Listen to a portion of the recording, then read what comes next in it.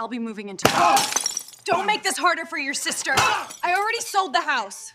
I grip my water glass tighter, knuckles whitening as Marissa's words hang in the air between us. So next week I'll be moving into your place, she says with a casual smile, as if announcing she's switching to almond milk or taking up jogging, just until I figure things out. The champagne pops open beside me, my father beaming as he pours the bubbling liquid into crystal flutes I've never seen before. My mother's china, the set she saves for Thanksgiving and Christmas, gleams under the chandelier light. The table arrangement should have been my first clue. Something was happening. Marissa seated at the head of the table. The formal settings, the champagne chilling.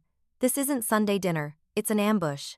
I've already started packing, Marissa continues, accepting a flute from Dad with a gracious nod. It shouldn't take more than a day to get everything moved in.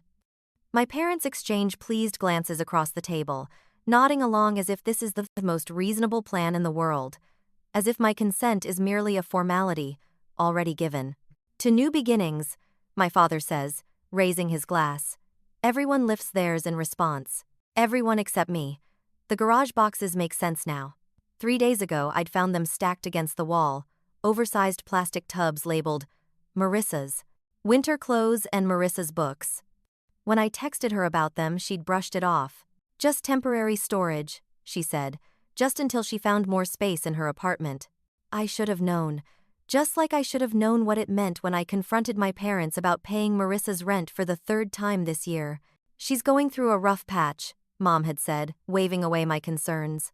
That's what family does, we help each other. I hear my mother's voice from last week, the phone call I wasn't supposed to overhear while waiting in her kitchen. Eden is so lonely in that big house, she'd told Aunt Sarah. She needs her sister's company. It's perfect timing, really. Perfect timing. As if my life exists solely to accommodate Marissa's latest crisis. I set my water glass down carefully, reaching for my purse on the floor beside me. The trembling in my hands has nothing to do with nervousness, and everything to do with fury. Why do you look so serious? Marissa laughs, her eyes darting briefly to our parents. This is good news for both of us. You get company, and I get to save on rent for a while. My fingers close around the manila envelope I'd brought, the one I'd almost left in the car, thinking tonight wasn't the right time. But there is no right time with my family.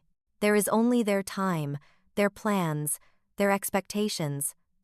The tremor in my hands steadies as I place the envelope on the table. Actually, I say, my voice calmer than I feel. I have news too. My parents' expressions shift instantly. My mother's smile falters, eyes narrowing slightly. My father lowers his champagne glass, forehead creasing with concern. The change is subtle but unmistakable, the united front forming against the daughter who isn't following the script. What kind of news? My mother's tone carries a warning. Don't ruin this. Don't be difficult. I feel the weight of the familiar labels hovering in the air. Selfish, difficult, uncaring. The stakes of defiance are clear. Disagree and become the family villain. Again. Looking at their expectant faces, I realize this pattern has defined my entire life. Marissa takes, I give. My parents enforce the transaction. The roles never change. The lines never shift. Until now. I place the manila envelope in the center of the table, my fingers lingering on at the edge. The room falls silent, my family's anticipation hanging heavy in the air. What's that? My mother's voice carries a hint of irritation, as if my interruption is derailing an Everluff's already settled plan. This, I say, carefully withdrawing the papers inside, is the sale agreement for my house. I sold it last week. I have 30 days left before I move. The silence that follows is absolute. Marissa's champagne glass slips from her fingers, shattering against the hardwood floor. No one moves to clean it up. My father's mouth opens and closes like a fish suddenly finding itself on dry land. You what? Marissa finally whispers. I flip through my phone, pulling up the Pinterest board I discovered this morning. Interesting timing, isn't it? While you were planning to move in, Mom and Aunt Sarah were already designing your future bedroom in my house. I turn the screen toward them, displaying their meticulous board labeled Marissa's New Room.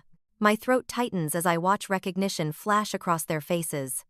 9 years of saving every possible penny, working overtime, sacrificing vacations and new clothes, all to afford that house, my dream home. And to them, It was just another resource to be redirected to Marissa. My father stands abruptly, towering over me. "You can just cancel the sale," he says, waving his hand dismissively. "These things have cooling-off periods." My mother rises too, resting her hand on his arm. "Eden, we already promised Marissa she could stay as long as she needed. You can't possibly expect her to find a place in 30 days. Actually," Aunt Sarah pipes up from the end of the table, "we were going to move most of her things next Tuesday while you were at work, just to make it easier for everyone." The coordinated betrayal steals my breath. I glance at Dorothy, my mother's oldest friend, sitting uncomfortably beside Aunt Sarah. She stares fixedly at her plate, avoiding eye contact with everyone. "You can't do this," my father says, his voice hardening. "What about your property taxes coming due? You know I always help with those." The implied threat isn't subtle. His one annual contribution to my finances dangled now as leverage. "Eden," my mother says softly, her voice taking on the concerned tone she uses discussing unstable people. "I'm worried about you. This kind of impulsive decision-making isn't like you. Are you feeling all right? Have you been taking care of yourself?" I recognize the strategy immediately. If not compliant, then possibly unwell. It's a familiar path in our family dynamic, one that's kept me in line for years. "You did this on purpose," Marissa accuses, tears streaming down her face. "You found out I needed a place to stay and sold your house just to spite me." The accusation lands like a physical blow. This is how it always goes. My boundaries recast as cruelty, my self-preservation painted as selfishness. For a moment, I consider explaining the truth. The catastrophic roof replacement that drained my savings, the waterline break, the heating system failure, the mounting financial pressure that made selling not just advisable but necessary. But what would be the point? They've already cast me as the villain in this family drama. Why give them more ammunition? "I made this decision for my own reasons," I say instead, keeping my voice steady. "And it's final. So you're just going to leave your sister homeless?" My mother's voice rises. "After everything we've done for you?" The familiar weight of guilt settles on my shoulders. Everything they've done for me. The invisible ledger of family obligation that only ever seems to accumulate in one direction. "Marissa isn't homeless," I point out. "She has an apartment, and if that doesn't work, she has your spare bedroom." "That's not the point," my father interjects. "Family helps family. Period. Anyone." The unspoken remainder of that sentence hangs in the air, "and you're not being family." "I think," I say carefully, gathering the salad-papers back into the envelope, "that we have different definitions of help." Under the table, I feel a gentle squeeze on my hand. Dorothy, still avoiding eye contact with everyone else, whispers so quietly I almost miss it. "Good for you." It's a small validation, but in this moment, it feels monumental. One person in this room doesn't see me as selfish or cruel for protecting myself. As I sit there with my family's accusations hanging in the air, I wonder whether I should explain the financial struggles that forced me to sell my beloved home, or simply hold firm without justifying my decision. Would sharing my vulnerability help them understand, or just give them new ammunition to use against me? The first call comes Tuesday morning while I'm fixing my coffee. Aunt Sarah's name flashes on my phone screen, unusual for a weekday before 9. "Eden, honey, I just talked to your mother." Her voice carries that particular tone, the one reserved for funerals and family scandals. "Is it true you sold your house just to keep Marissa from staying with you?" My coffee sloshes over the rim of my mug, scalding my fingers. "What? Marissa called me in tears last night, said you sold your beautiful home out of spite, knowing she needed a place to stay." The burning on my hand fades as a different heat rises in my chest. "That's not what happened. Your sister will be homeless, Eden. I never thought you could be so cruel." The calls continue all day. Uncle Robert, cousin Jennifer, even my father's golf buddy Chuck, whose connection to this situation escapes me entirely. Each conversation follows the same script. Marissa's desperate situation, my apparent heartlessness, their profound disappointment in me. While preparing dinner, I make the mistake of checking Facebook. Marissa's latest post appears at the top of my feed. The hardest lesson in life is learning who truly has your back when times get tough. Family should be forever, not just when it's convenient. 27 sympathetic comments follow, including one from Mom. We're here for you, sweetheart. Always. The knife in my hand chops carrots with increasing force. The final blow comes Thursday, when my colleague Lisa stops by my desk, her expression pinched with concern. I ran into your sister at Starbucks this morning, she says, lowering her voice. She told me about the house situation. If you need help finding her temporary housing, my church has a program. The carrot pieces on my cutting board splinter under the blade. What exactly did Marissa tell you? Lisa shifts uncomfortably. Just that she's facing homelessness because of some sudden decision you made. She seemed really upset. My jaw tightens so hard it aches. Thanks for your concern, Lisa. But Marissa isn't homeless. She has an apartment and parents with a 4-bedroom house. After Lisa leaves, I lock myself in the bathroom stall, hands trembling as I text my sister. Stop telling people I'm making you homeless. It's a lie, and you know it. Her response arrives instantly. You're selling the house I was counting on. What would you call it? The roof replacement came first. $11,000 I hadn't budgeted for when the March storms revealed leaks in 3 different rooms. I emptied my vacation fund and took a small loan, telling myself it was a one-time emergency. Then the water line broke in April. $8,200 for emergency repairs and landscape restoration. I canceled plans to visit my college roommate in Arizona, picked up weekend marketing work for a local realtor, and ate ramen for dinner more nights than I care to admit. The heating system failure in June was the final blow. $5,000 I simply didn't have. Each night after work, I'd sit at my kitchen table, surrounded by spreadsheets and bank statements, calculating and recalculating figures that refused to balance. The crying started around then. Silent tears that came only after midnight, when I was certain no neighbors walking dogs might glance through my windows and see the truth that the woman they waved to each morning, the one who always appeared composed and capable, was falling apart behind closed doors. My reflection in the bathroom mirror each morning reveals the dark hollows beneath my eyes that concealer can't quite hide, collarbones more pronounced against my blouses. When my pants began slipping at the waist, I punched new holes in my belt, rather than buy smaller sizes. Temporary situation, temporary solution. While maintaining this facade, I pack my home each evening. 9 years of memories sorted into keep, donate, and trash. Books that once lined entire walls now fill boxes stacked in corners. The wedding photos of friends, the graduation pictures of cousins, the vacation snapshots, all bubble-wrapped and nestled in containers labeled with blue marker. Through it all, I document everything. Bank statements in chronological order, house repair invoices filed by date and category, text, messages screenshot and saved, a fortress of paper proof against the siege of family fiction.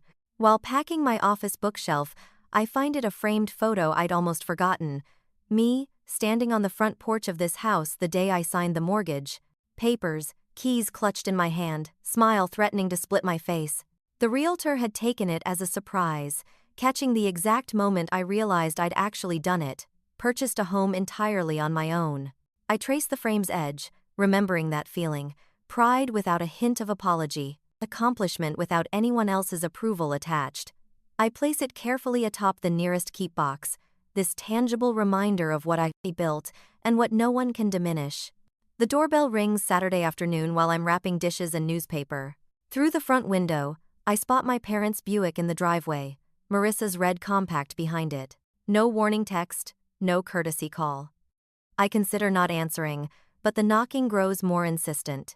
When I open the door, they file in like funeral directors, solemn, judgmental, prepared to manage a difficult situation. Mom spots the boxes immediately. You're really going through with this madness. I fold the newspaper around another plate, securing it with tape. The closing is in 3 weeks. Your sister needs you. Mom's voice rises slightly. You've always been selfish, but this is beyond understanding. Your sister needs you. The plate in my hands remains steady, though something shifts inside me. I've spent my entire life being told what Marissa needs. The words emerge calmer than I feel. Did anyone ever ask what I need? Dad clears his throat. Eden, be reasonable. I need financial stability. I need to sleep at night without panic attacks about bills. I need to not drain my retirement fund for house repairs I can't afford. I continue wrapping dishes methodically. Unlike past confrontations, I don't stop what I'm doing to give them my full attention. I don't offer beverages or comfortable seats. I continue my work while they stand awkwardly in my half-packed kitchen.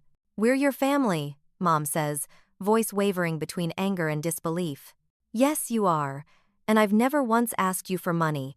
Not for college, not for my first apartment, not for this house, and not for the repairs that drained my savings." For once, they have no immediate response. Marissa stares at the floor, unable to meet my eyes. Dad examines the ceiling as if architectural features have suddenly become fascinating. I realize with startling clarity that I no longer need their approval or understanding. The constant ache for validation I've carried since childhood has quieted, replaced by something sturdier. When I stand to reach for another stack of plates, I notice my posture has changed. Shoulders back, spine straight, eyes level with theirs instead of downcast as usual. The physical manifestation of an internal shift. Dorothy arrives that evening with Thai food and 2 bottles of wine. She helps me pack photo albums while sharing stories of her own sister, the one who didn't speak to her for 3 years after Dorothy refused to co-sign a loan. "Family patterns are the hardest to break," she says, carefully wrapping a crystal vase my grandmother left me. "But sometimes breaking them is the only way forward." Monday brings an unexpected text from my colleague Thomas. "Need help moving? Got a truck and strong back? Family often sees us least clearly. Just say when." That afternoon, Barbara, my financial advisor, emails confirmation of my townhouse application. Approval. "Based on your financials, this move reduces your housing costs by 42%. The right decision for your long-term security. Call if you need anything else." The contrast strikes me as I review these messages over dinner. These people ask what I need rather than telling me what to give. They offer specific help instead of vague demands. That night, I spread my financial documents across the dining room table: bank statements, repair, invoices, property tax assessments, retirement account withdrawals, everything meticulously organized, the complete picture of my financial reality. Tomorrow's family meeting won't be an intervention for me, but a reckoning with facts they've chosen to ignore. My one advantage remains unspoken. The sales agreement includes a 30-day rent-back clause. For a month after closing, I can stay in the house while finalizing my townhouse purchase. Breathing room they don't know I have. At exactly 7 o'clock Tuesday evening, the doorbell rings. When I open it, I find not just my parents and Marissa on the porch, but Aunt Sarah, Uncle Robert, and my cousin Jennifer standing behind them, a family firing. A squad assembled for execution. I stand at the head of my dining room table, a position that feels foreign, yet right. The manila folder in my hands holds every financial statement, every bill, every painful reminder of why I had to sell my home. My fingers no longer tremble as I open it. Before anyone says another word, I need you all to see something. My voice carries a steadiness I don't entirely recognize. The family gathering looks larger than I anticipated. My parents Marissa, Uncle William, Aunt Sarah, and my support team, Dorothy, Barbara, and Thomas. I lay out the documents methodically, arranging them in chronological order. Bank statements, emergency fund withdrawals, contractor invoices. Each paper tells part of the story I've kept hidden. This is the roof replacement from last spring. I slide the $11,200 invoice toward the center where everyone can see it. The 30-year shingles only lasted 22. Insurance covered nothing. Uncle William adjusts his glasses, leaning forward with a frown that cuts deep lines across his forehead. Waterline repair, $8,200. Another paper joins the first. When the city updated the main line, it revealed my connection was deteriorating. No warning, no payment plan offered. Ness. My mother shifts in her seat but remains uncharacteristically silent. Heating system replacement, $5,000. The third major bill completes my trinity of home ownership nightmares. The energy efficiency rebate covered barely a quarter of the cost. I maintain direct eye contact as I speak, something I rarely managed in family confrontations before. Barbara nods almost imperceptibly from her seat near the window, encouraging me to continue. My emergency fund is gone. I place my bank statement on top, the balance painfully clear. My financial advisor recommended selling while the market is still hot, rather than risking a forced sale later when I might be underwater.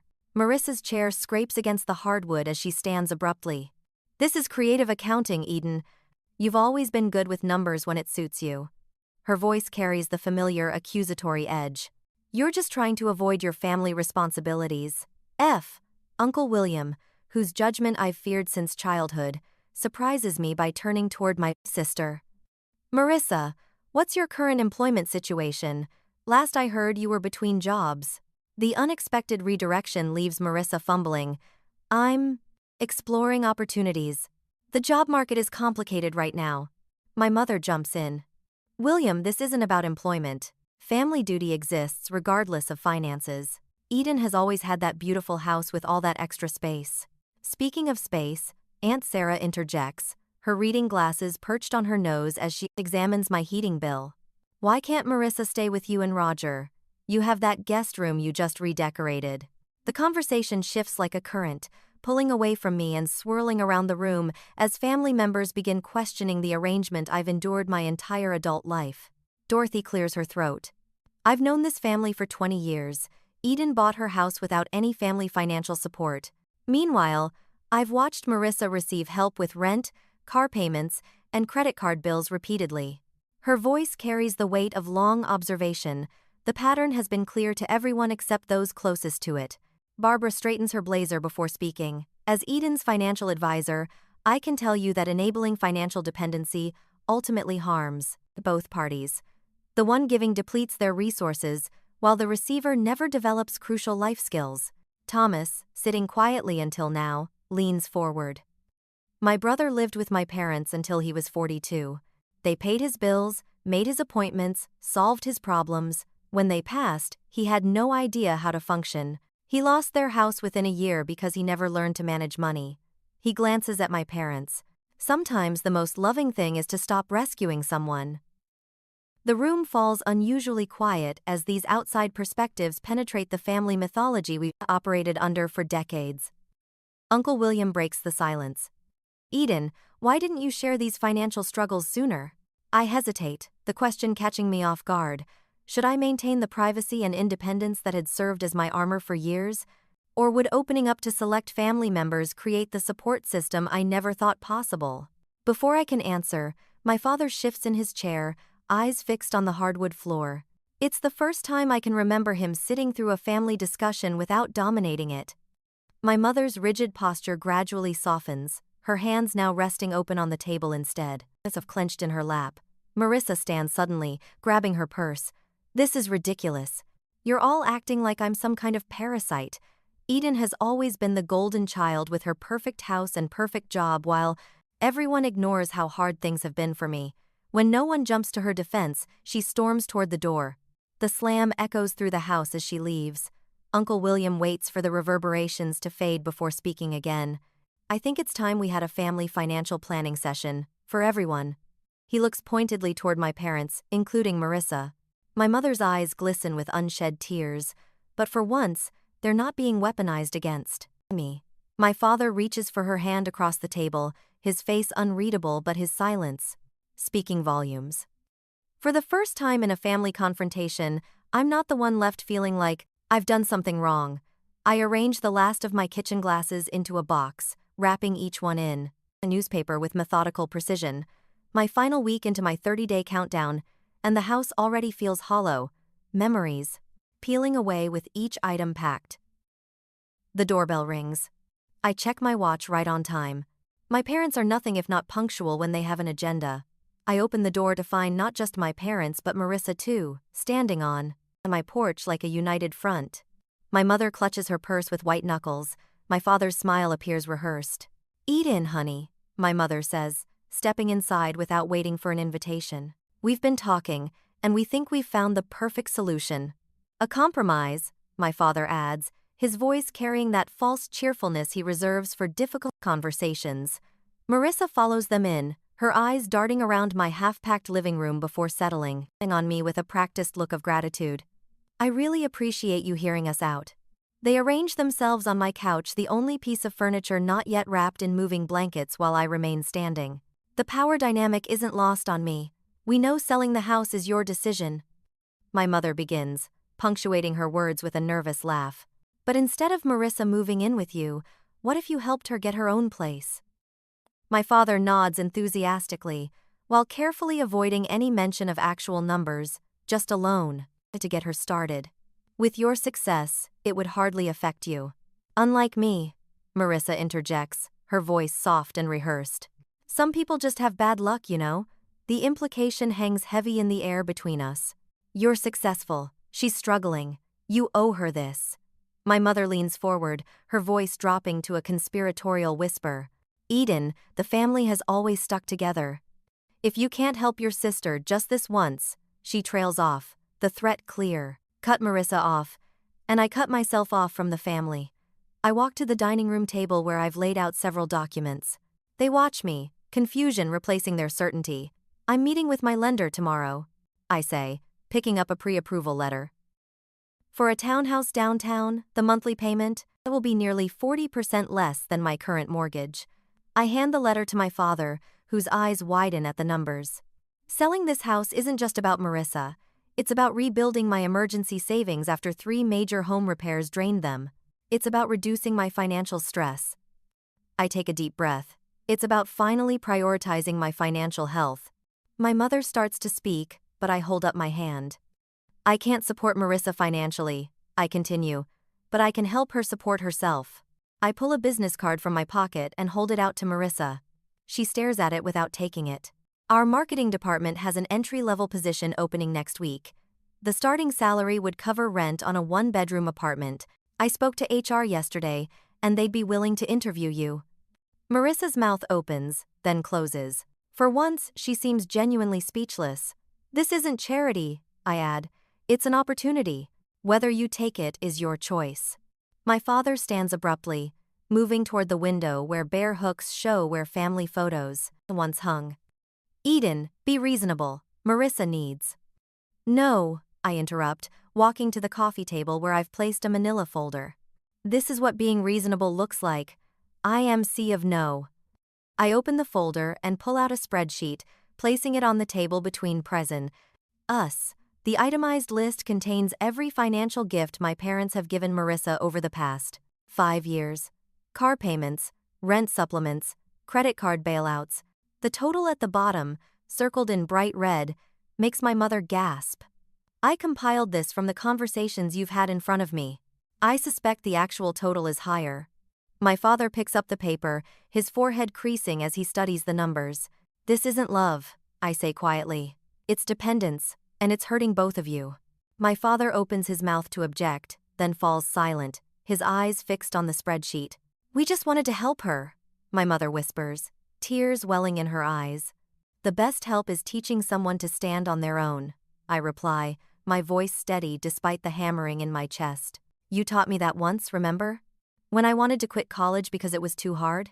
The memory hangs between us, my father refusing to let me move back home, when calculus overwhelmed me, insisting I find a tutor instead. We're doing you no favors by making life too easy, he'd said then. Strange how principles change when applied to different daughters. The silence stretches, broken only by the sound of packing tape from the box I'd abandoned when they arrived. Finally, my father puts his arm around my mother's shoulders. We should go, he says quietly. They walk to the door, my mother not quite meeting my eyes. Marissa hesitates, looking back at the business card still in my hand. I don't need your charity job, she says, but there's less conviction in her voice than usual. I place the card on the entryway table. It's not charity, it's opportunity. She turns away, but as she follows my parents out, I catch her slip the card into her purse when she thinks I'm not looking. The door closes behind them. I stand in my half-empty living room, listening to their car start and pull away. The silence feels different now, not hollow, but open, expansive. I sink onto the couch, running my hand over the familiar fabric. Tomorrow it goes into storage until I move into the townhouse. 9 years of memories in this house, and now an uncertain future lies ahead. I feel both liberated and isolated, triumphant and alone. The family dinner next month looms in my mind. Will they even still want me there? Has this confrontation permanently altered our relationships? The answering machine light blinks with 3 new messages, probably more relatives calling to weigh in. I ignore it, focusing instead on the business card Marissa took. One small step, perhaps the first of many. I stand in the center of my downtown loft, savoring the space around me. Sunlight streams through the windows, warming the hardwood floors beneath my bare feet. 3 months ago, this place felt foreign, a compromise rather than a choice. Now it feels like the home I never knew I needed. Another box checked off the budget, I tell myself, updating my financial tracking app. My mortgage payment appears in green, a full 30% less than what I paid for the Craftsman. Barbara's weekly check-ins have transformed what was once my greatest source of anxiety into a structured ritual I actually look forward to. The kitchen island holds my newest purchase, a professional-grade camera that would have remained a distant wish in my old financial reality. My first photography class starts tomorrow evening, the course catalog still open on my tablet. I run my fingers over the camera's textured grip, permission to create rather than just survive. My phone buzzes with a reminder, Sunday dinner at my parents'. I feel the familiar tightening in my shoulders, then consciously release it. These dinners have changed, just as I have. Later, I step through my parents' front door, carrying a bottle of wine rather than my usual tension headache. Dad greets me with a hug that feels genuine instead of perfunctory. "Eden, come see what your sister brought," he says, his voice carrying none of the comparative undertones that once filled our interactions. In the dining room, Marissa arranges flowers in a simple vase. She looks up, her smile reaching her eyes. "They gave me my first business cards today," she says, pulling one from her pocket. "Assistant marketing coordinator. Sounds fancy for someone who mostly makes coffee runs, but I'm learning so much." She hands me the card proudly, without the defensive edge that once colored her accomplishments. My mother appears in the doorway, carrying a casserole that isn't placed strategically closer to Marissa's place setting. "Tell us more about the social media campaign you mentioned last week," Mom says, looking directly at Marissa. Then she turns to me, "And Eden, how was your photography class?" I blink, still adjusting to the novelty of balanced attention. As we eat, I notice my father asking thoughtful questions of both daughters, not just fawning over Marissa's every word. 1 week later, laughter fills my loft as Dorothy raises her glass. "To homes that shelter us and boundaries that protect us," she toasts. Around my coffee table sit Thomas, Barbara, Uncle William and me, my chosen family, alongside the blood relative who surprised me most. Dorothy presents me with a frame containing 2 photos, me signing my original mortgage papers 9 years ago, and me holding the keys to this townhouse. 2 brave beginnings, she says softly. 2 very different women, I add, recognizing how much I've changed. The following weekend finds Marissa and me at my kitchen table, surrounded by spreadsheets and calculator apps.